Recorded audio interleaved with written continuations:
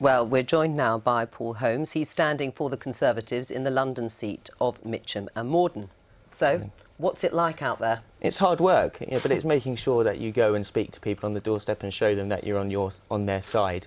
It's about making it local. It's about going into the constituency and showing them that you can stand up for them, believe in what they believe in and deliver for them. Are you local? I've worked in the constituency for quite a long time. I work for a neighbouring MP, so I know some of the issues there, but I've not lived there, no. Do you think it's changed much? I mean, you see people still knocking on the doors in the same way, wearing their badges, carrying their leaflets. Yeah. Has it changed? But behind that, there's the use of new technology.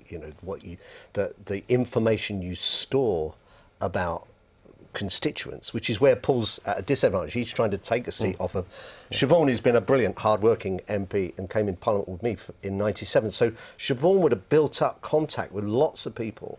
And the sitting MP, let's not put it in party political terms, well, if you're trying to knock out the sitting MP has an advantage.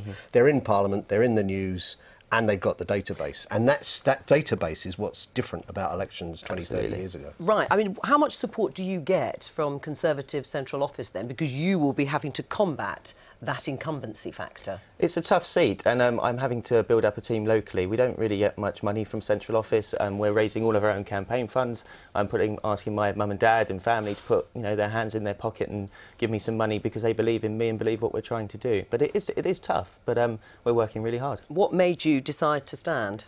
Seeing what my parents are working class parents, seeing what they went through over the time at which I was growing up, but fundamentally wanting to change the country and the way in which it's run. Right, so still sort of quite idealistic, which in a way is quite refreshing, isn't it? Well, absolutely. Look, politics is a noble profession. There's not many people on any side of the House who come into it for venal and certainly reasons. No. Selfish reasons. I mean, it is a noble profession, and part of Democracy Day has to be telling people that, leave aside party political differences, it's not the kind of profession that's sometimes suggested that they're all a crowd of crooks and villains. I mean, you deal with them all the time. I know, but it might have put some people off, mightn't it? I mean, young people thinking of standing, not exactly. Yeah, I mean, that kind of misinformation.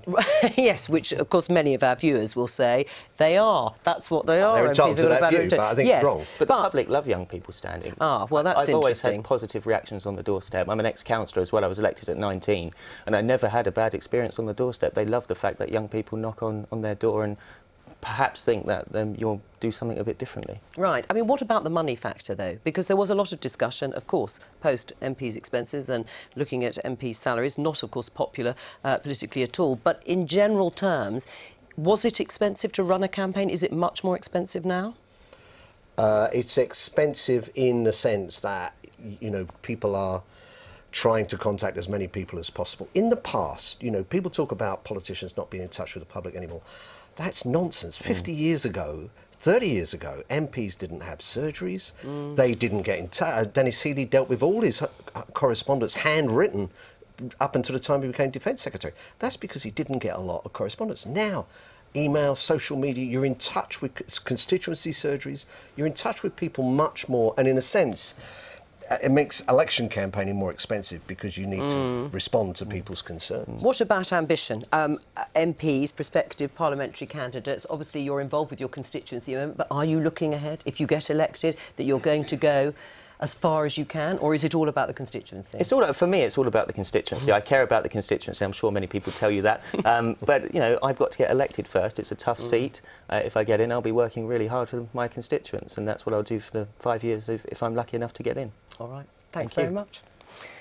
Now, could the